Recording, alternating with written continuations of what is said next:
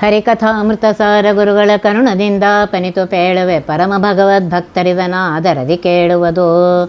ಕಡು ಕರುಣೆ ನೀನೆಂದರಿದು ಹೇರೊಡಲ ನಮಿಸುವೆ ನಿನ್ನಡಿಗೆ ಬೆಂಬಿಡದೆ ಪಾಲಿಸು ಪರಮ ಕರುಣಾ ಸೆಂದು ಎಂದೆಂದು. ನಡು ನಡುವೆ ಬರುತ್ತಿಪ್ಪ ವಿಘ್ನವ ತಡೆದು ಭಗವನ್ನಾಮ ಕೀರ್ತನೆ ನುಡಿದು ನುಡಿಸೆನ್ನಿಂದ ಪ್ರತಿ ದಿವಸದಲ್ಲಿ ಮರೆಯದಲೇ. ನಿನ್ನೆ ದಿವಸ ಕಥೆಯಲ್ಲಿ ದುರ್ಯೋಧನನು ತನ್ನ ಬಟ್ಟೆಯನ್ನು ಮೇಲೆ ಮಾಡಿ ತನ್ನ ತೊಡೆಯನ್ನು ತೋರಿಸಿ ದ್ರೌಪದಿಗೆ ಇಲ್ಲಿ ಬಂದು ಕುಳಿತುಕೋ ಎಂದಾಗ ಭೀಮಸೇನನು ನಿನ್ನ ತೊಡೆಯನ್ನು ನನ್ನ ಗದೆಯಿಂದ ಯೋಗ್ಯ ಸಮಯ ಬಂದಾಗ ಒಡೆಯುತ್ತೇನೆ ಅಂತ ಹೇಳ್ತಾನೆ. ಆಗ ದುರ್ಯೋಧನನು ಧರ್ಮರಾಜನಿಗೆ ನಿನ್ನ ಹತ್ತಿರಕ್ಕೆ ಪಣಕ್ಕೆ ಇಡಲು ಏನೂ ಇಲ್ಲ, ಆದ್ದರಿಂದ ಶ್ರೀಕೃಷ್ಣನನ್ನೇ ಪಣಕ್ಕೆ ಇಡು ಅಂತ ಹೇಳ್ತಾನೆ. ಆಗ ಭೀಮಸೇನನು ಎದ್ದು ನಿಂತು ನನ್ನ ಎದುರಿಗಾಗಲಿ ನನ್ನಿಂದ ದೂರ ಎಲ್ಲಿಯೇ ಆಗಲಿ ಯಾರಾದರೂ ದೇವರನ್ನು ನಿಂದಿಸುತ್ತಾರೆಯೋ ಅಥವಾ ಶ್ರೀಕೃಷ್ಣನಿಗೆ ಅಪಮಾನ ಮಾಡುತ್ತಾರೆಯೋ ಅವರ ನಾಲಿಗೆಯನ್ನು ಸೀಳಿಕೊಳ್ಳುವುದು ನನ್ನ ಪ್ರತಿಜ್ಞೆ ಇದೆ ಮತ್ತು ಅವರ ತಲೆಯನ್ನು ಕಾಲು ಕೆಳಗೆ ಹಾಕಿ ತುಳಿದು ಹಾಕುತ್ತೇನೆ. ದುರ್ಯೋಧನ, ನಿನಗೂ ಇದೇ ಅವಸ್ಥೆ ಇದೆ, ಇದೇ ಅವಸ್ಥೆ ಆಗಲಿದೆ ಅಂತ ಹೇಳ್ತಾನೆ. ಮತ್ತು ಈಗ ಸದ್ಯಕ್ಕೆ ಇವನನ್ನು ಕೊಲ್ಲುವುದು ಶ್ರೀಕೃಷ್ಣನ ಸಂಕಲ್ಪವಿಲ್ಲ ಎನ್ನುವುದನ್ನು ತಿಳಿದ ಭೀಮಸೇನನು ಆಗಲೇ ಅವನನ್ನು ಸಂಹಾರ ಮಾಡಲಿಲ್ಲ. ಆಗ ಕರ್ಣನು ದ್ರೌಪದಿಗೆ ಹೇಳ್ತಾನೆ,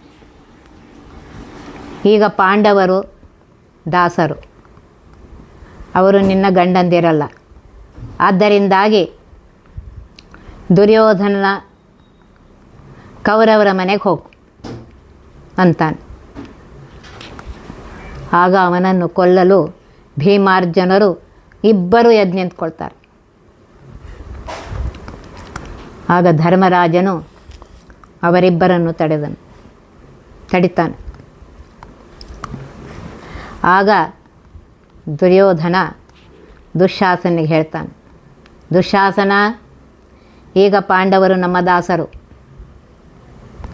ದಾಸರಾದ ಇವರಿಗೆ ಕಿರೀಟ, ಕುಂಡಲ, ಬೆಲೆ ಬಾಳುವ ಬಟ್ಟೆಗಳನ್ನು ಧರಿಸುವ ಅಧಿಕಾರ ಇಲ್ಲ. ಇವರ ಬಟ್ಟೆಗಳನ್ನು ಕಸಿದುಕೊಂಡು ದಾಸರಿಗೆ ಕೊಡುವ ಚರ್ಮದ ಬಟ್ಟೆಗಳನ್ನು ಕೊಡು ಅಂತ ಹೇಳ್ತಾನೆ. ಆಗ ಪಾಂಡವರು ಅಣ್ಣನಿಗೆ ಅಪಮಾನವಾಗುವುದು ಬೇಡ ಮತ್ತು ನಾವು ತಕರಾರು ಮಾಡಿದರೆ ಇವರು ಯುಧಿಷ್ಠಿರನಿಗೆ ಏನಾದರೂ ಅಂದಾರು ಎಂದು ಪಾಂಡವರು ಏನು ಮಾಡ್ತಾರೆ, ತಮ್ಮ ಬೆಲೆ ಬಾಳುವ ಬಟ್ಟೆಗಳನ್ನು ಬಿಚ್ಚಿ ಅರ್ಧಮೈ ತೋರುವ ಚರ್ಮದ ಬಟ್ಟೆಗಳನ್ನು ಧರಿಸ್ತಾರೆ. ಆನಂತರ ದುರ್ಯೋಧನನು ಪಾಂಡವರಿಗೆ ಕೇಳಿಸುವಂತೆ ದುಶ್ಯಾಸನಿಗೆ ಹೇಳ್ತಾನೆ, ದುಶ್ಯಾಸನ, ದ್ರೌಪದಿಯ ಬೆಲೆ ಬಾಳುವ ಸೀರೆಯನ್ನು ಸೆಳೆದು ಹಾಕು. ಆಗ ಭೀಮಸೇನನು ಪುನಃ ಎದ್ದು ನಿಂತು ಹೇಳ್ತಾನೆ, ಅಣ್ಣನ ಮುಖ ನೋಡಿ ಸುಮ್ಮನೆ ಕುಳಿತಿದ್ದೇನೆ. ದುಶ್ಯಾಸನ, ದ್ರೌಪದಿಯ ವಸ್ತ್ರಾಪಹಾರ ಮಾಡಿದರೆ ಕುರುವಂಶದಲ್ಲಿ ಹುಟ್ಟಿದ ಮಹಾಪಾಪಿಯಾದ ಮತ್ತು ಅಧರ್ಮಶೀಲನಾದ ನಿನ್ನ ಎದೆಯನ್ನು ಸೀಳಿ ನಿನ್ನ ಎದೆಯ ಗುಂಡಿಗೆಯ ರಕ್ತಪಾನ ಮಾಡುವೆನು ಅಂತ ಹೇಳ್ತಾನೆ. ಆದರೂ ದುಷ್ಟ ದುಶ್ಯಾಸನ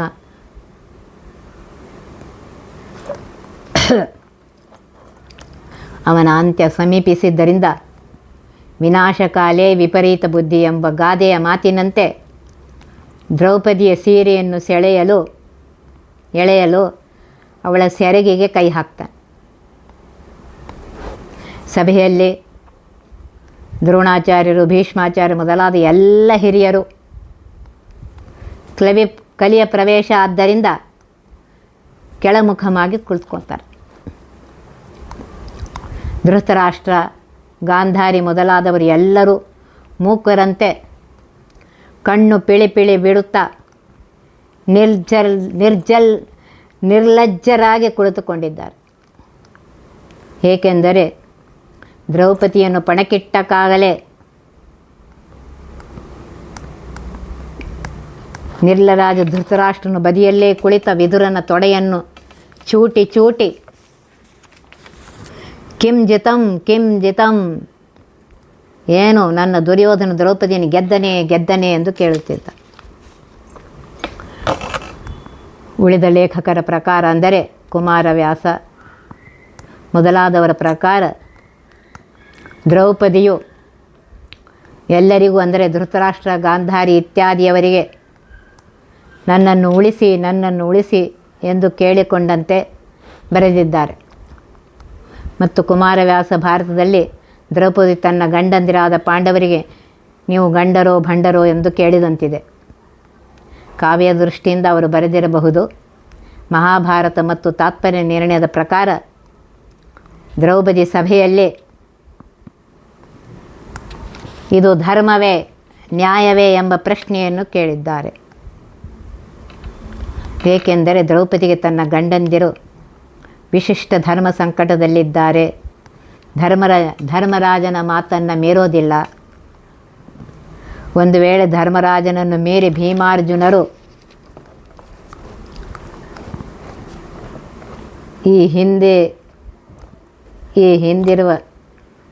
ಈಗಿಂದೀಗ ಕೌರವರನ್ನು ಶಿಕ್ಷಿಸಿದರೆ ಧರ್ಮರಾಜನು ತಮ್ಮಂದಿರಿಂದ ಅಪಮಾನಿತನಾಗಿ ಏನಾದರೂ ಮಾಡಿಕೊಳ್ಳಬಹುದು. ಮತ್ತು ಕೌರವರ ವಧ ಶ್ರೀಕೃಷ್ಣನಿಗೆ ಸಮ್ಮತವಿಲ್ಲ. ಈ ಎಲ್ಲ ವಿಚಾರ ದ್ರೌಪದಿಗೆ ಗೊತ್ತಿದೆ. ಆದ್ದರಿಂದಲೇ ದುಶ್ಯಾಸನನು ದ್ರೌಪದಿಯನ್ನು ಎಳೆದುಕೊಂಡು ಬಂದಾಗ ದ್ರೌಪದಿಯ ಸಖಿಯು ಮತ್ತು ದಾಸಿಯಾದವಳು, ಅಮ್ಮ ದ್ರೌಪದಿ, ನಿನಗೆ ಇಂತಹ ಕಷ್ಟ ಬಂದರೂ ನಿನ್ನ ಗಂಡಂದಿರು ಏಕೆ ಸುಮ್ಮನಿರುವರು ಎಂದು ಕೇಳಿದಾಗ ದ್ರೌಪದಿಯು ಕೊಟ್ಟ ಉತ್ತರ ಈ ರೀತಿಯಾಗಿದೆ. ಪ್ರಿಯ ಸಖಿ, ನನ್ನ ಗಂಡಂದಿರು ನನ್ನನ್ನು ಉಳಿಸಲು ಎಲ್ಲ ರೀತಿಯಿಂದಲೂ ಸಮರ್ಥರಿದ್ದಾರೆ. ಧರ್ಮದ ಸೂಕ್ಷ್ಮವಾದ ಅಣ್ಣ ತಮ್ಮಂದಿರಲ್ಲಿ ಒಡಕು ಹುಟ್ಟಬಾರದು, ಮತಭಿನ್ನತೆ ಬರಬಾರದು ಎಂಬ ಒಗ್ಗಟ್ಟಿನ ಧರ್ಮವನ್ನು ಪರಿಪಾಲಿಸಲು ಸುಮ್ಮನಿದ್ದಾರೆ. ನಾನು ಅಬಲೆಯಲ್ಲ, ಆತ್ಮರಕ್ಷಣೆಯನ್ನು ಮಾಡಿಕೊಳ್ಳಲು ಸಮರ್ಥಳಾಗಿದ್ದೇನೆ.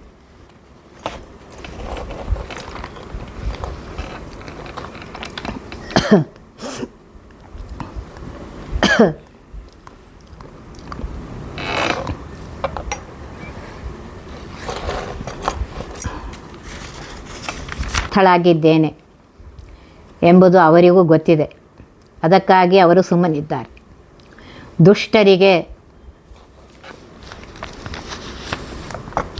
ದುಷ್ಟ ದುರ್ಯೋಧನಾದಿಗಳ ಪಾಪವು ಹೆಚ್ಚಾಗಲಿ ಎಂದು ಅವರು ಸುಮ್ಮನಿದ್ದಾರೆ. ಅವರ ಬಗ್ಗೆ ನನ್ನ ತಕರಾರಿಲ್ಲ ಎಂದು ಸ್ಪಷ್ಟವಾಗಿ ಹೇಳಿದ್ದಾಳೆ. ಉದಯರಾಗದಲ್ಲಿ ಬಂದ ದ್ರೌಪದಿ ವಸ್ತ್ರಾಪಹರಣ ಪುರಂದರದಾಸರು ಸಹ ಮಹಾಭಾರತ ಈ ಮಾತನ್ನು ಸ್ಪಷ್ಟವಾಗಿ ತಿಳಿಸಿದ್ದಾರೆ. ಪತಿಗಳೈವರು ಸತ್ಯವ್ರತದೆ ಸುಮ್ಮನೆಯರು, ಅತಿ ಕ್ಲೇಶ ಬಡುತಿಹರು ವಿದುರ ಭೀಷ್ಮಾದಿಗಳು ಎಂದು ಹೇಳಿದ್ದಾಳೆ. ನಾವು ತಿಳುವಳಿಕೆ ಬಂದಾಗಿನಿಂದ ಬೆಳಗ್ಗೆ ಎದ್ದು ಕಸ ಬಳೆದು ಹೊಸ್ತಿಲಕ್ಕೆ ರಂಗೋಲಿ ಹಾಕುವವರೇ ಈ ಉದಯರಾಗವನ್ನು ಹೇಳುತ್ತಾ ಇದ್ದೇವೆ. ಇಂದಿನ ಹೊಸ ಪೀಳಿಗೆಗೆ ಈ ಹಾಡು ಗೊತ್ತೇ ಇಲ್ಲ. ಎಲ್ಲ ತಾಯಿ ಮತ್ತು ಅತ್ತೆಂದರು ತಮ್ಮ ತಮ್ಮ ಹೆಣ್ಣು ಮಕ್ಕಳಿಗೆ ಪುರಂದರದಾಸರ ಈ ಪದ್ಯವನ್ನು ಕಲಿಸಲೇಬೇಕು. ಇನ್ನು ನಿಮ್ಮೆದರು ಈ ಉದಯರಾಗವನ್ನು ಹೇಳ್ತೇನೆ.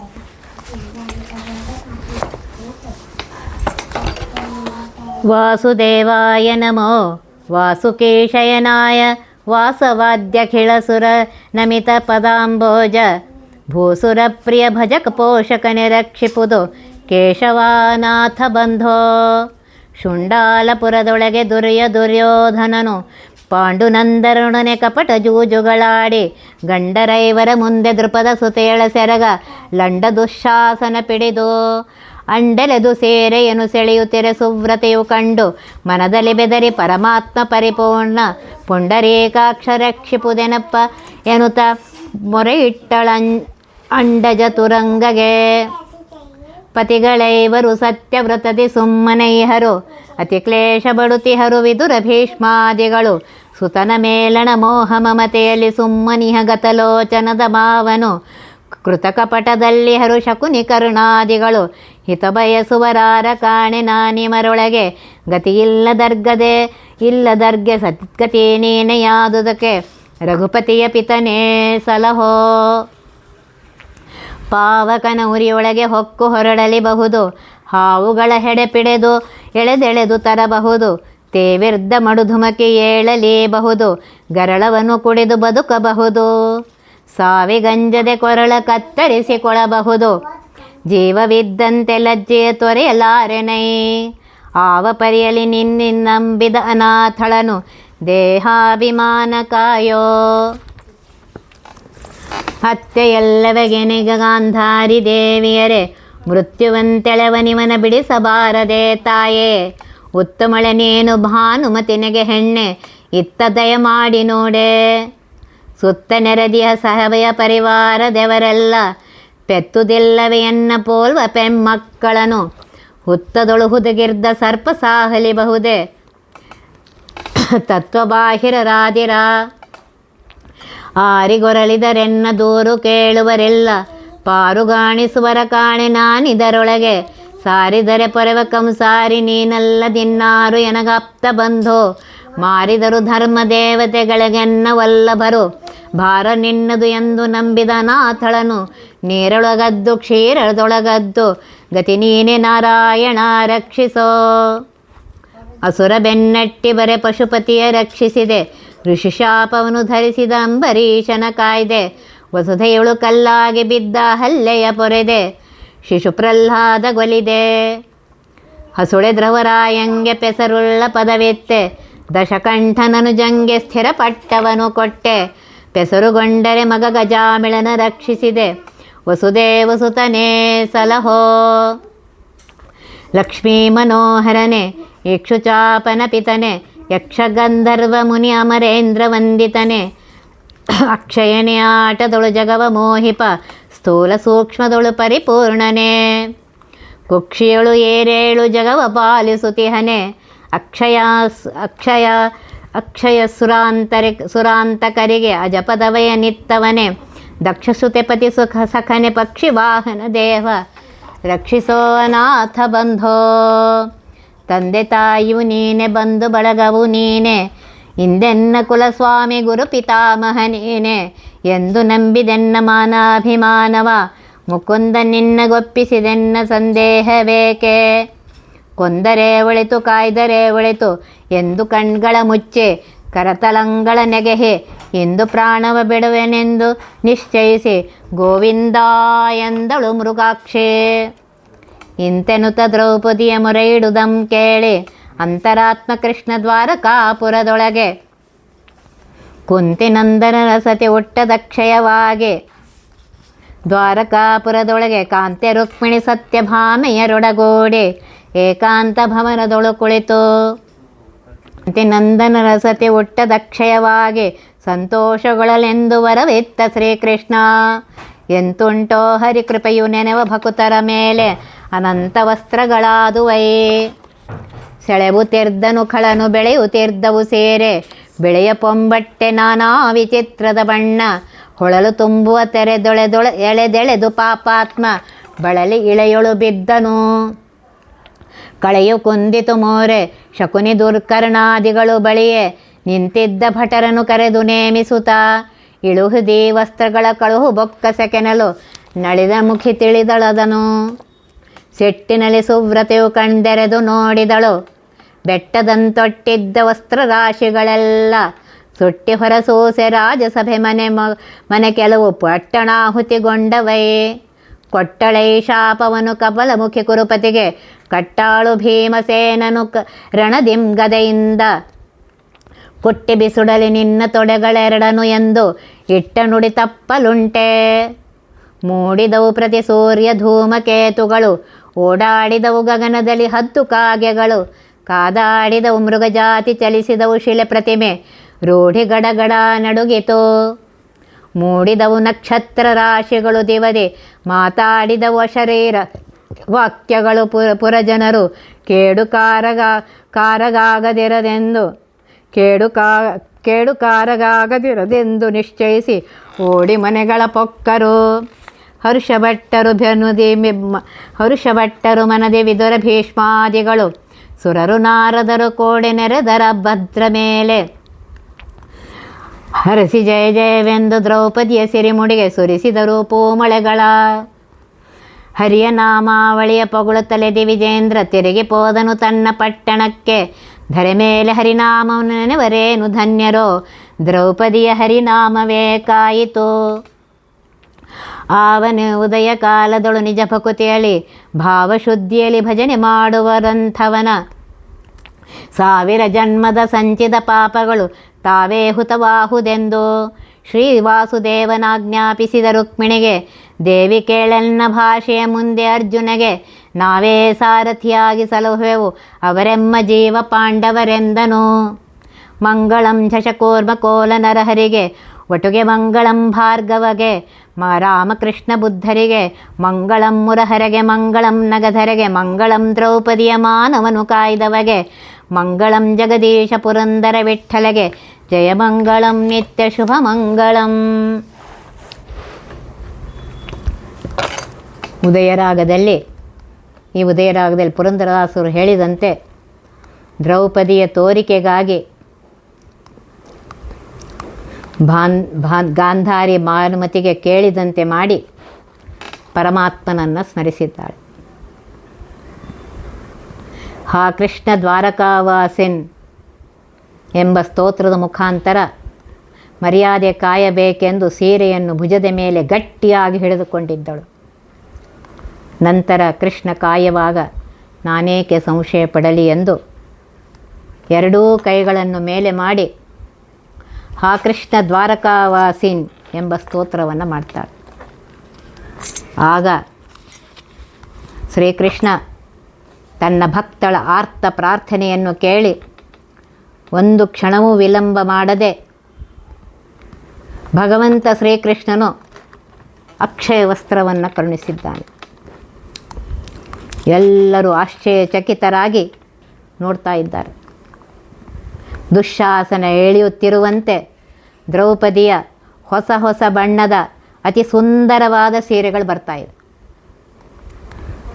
ಒಂದೊಂದು ಭುಜದಲ್ಲಿ ಸಹಸ್ರ ಆನೆಗಳ ಬಲವುಳ್ಳ ದುಶ್ಯಾಸನನು ಸೆಳೆಯುತ್ತಲೇ ಇದ್ದಾನೆ.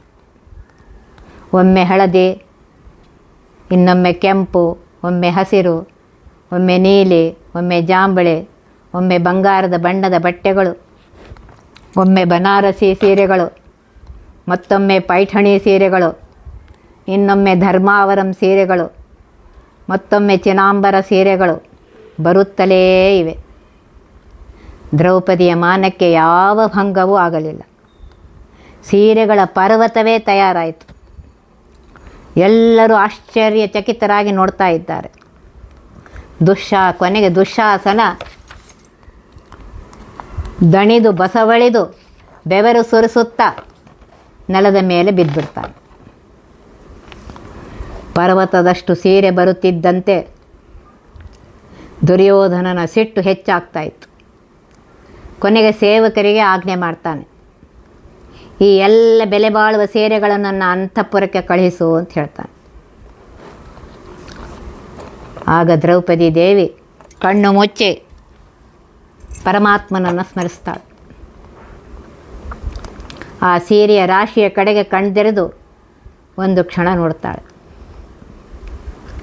ಆಗ ಸೀರೆಗಳ ರಾಶಿಗೆ ಧಗ ಧಗ ಬೆಂಕಿ ಹತ್ತಿ ಎಲ್ಲ ಸೀರೆಗಳು ಸುಟ್ಟಿ ಬೂದಿ ಆಗ್ತವೆ. ದ್ರೌಪದಿ ದೇವಿ ಇದರಿಂದಲೇ ಸೂಚಿಸಿದ್ದಾಳೆ, ನಾನು ಕಣ್ತೆರೆದು ದುರ್ಯೋಧನಾದಿಗಳ ಕಡೆಗೆ ನೋಡಿದರೆ ಅವರು ಸುಟ್ಟು ಬೂದಿ ಆಗ್ತಾರೆ. ಸದ್ಯಕ್ಕೆ ಕೃಷ್ಣನಿಗೆ ಇದು ಸಮ್ಮತವಿಲ್ಲ. ಆದ್ದರಿಂದ ಅವರನ್ನು ನಾನು ಸುಡೋದಿಲ್ಲ. ಅವರ ಕಡೆಗೆ ನೋಡದೆ ತನ್ನ ಗಂಡಂದಿರ ಕಡೆಗೆ ನೋಡುತ್ತಾ ದುರ್ಯೋಧನಾದಿಗಳ ಕಡೆಗೆ ಕೈ ಮಾಡಿ ಈ ರೀತಿ ಪ್ರತಿಜ್ಞೆ ಮಾಡ್ತಾಳೆ. ಈ ಚಂಡಾಲ ಚೌಕಳಿಗಳಲ್ಲಿ ಇರುವ ದುರ್ಯೋಧನನನ್ನು ನನ್ನ ಭೀಮನು ಸಂಹಾರ ಮಾಡ್ತಾನೆ. ಕರ್ಣನನ್ನು ಅರ್ಜುನ ಸಂಹಾರ ಮಾಡ್ತಾನೆ. ಮೋಸಗಾರನಾದ ಶಕುನಿಯನ್ನು ಸಹದೇವನು ಸಂಹರಿಸುತ್ತಾನೆ. ಮತ್ತು ಈ ಮೊದಲೇ ಭೀಮನು ಹೇಳಿದಂತೆ ದುಶ್ಯಾಸನನನ್ನು ಅವನೇ ಸಂಹರಿಸುತ್ತಾನೆ. ಆಗ ಮೂವರು ಪಾಂಡವರು ಎದ್ದು ನಿಂತು, ದ್ರೌಪದಿಯ ಮಾತು ಸತ್ಯ, ಅವಳು ಹೇಳಿದಂತೆ ನಾವು ಯುದ್ಧದ ಪ್ರಸಂಗ ಬಂದಾಗ ಇವರನ್ನು ತಪ್ಪದೇ ಕೊಲ್ಲುವೆವು ಅಂತ ಹೇಳ್ತಾರೆ. ಮತ್ತೆ ಎಚ್ಚೆತ್ತ ದುಶ್ಯಾಸನನು ದ್ರೌಪದಿಯ ಸೀರೆಯನ್ನು ಪುನಃ ಎಳೆಯಲು ಪ್ರಯತ್ನಿಸಿದಾಗ ಭೀಮನು ಎದ್ದು ನಿಲ್ತಾನೆ. ಮುಂದೆ ಏನಾಯಿತು ಅಂಥೇಳಿ ಅನ್ನೋದನ್ನು ನಾಳಿನ ದಿವಸ ನೋಡೋಣಂತೆ.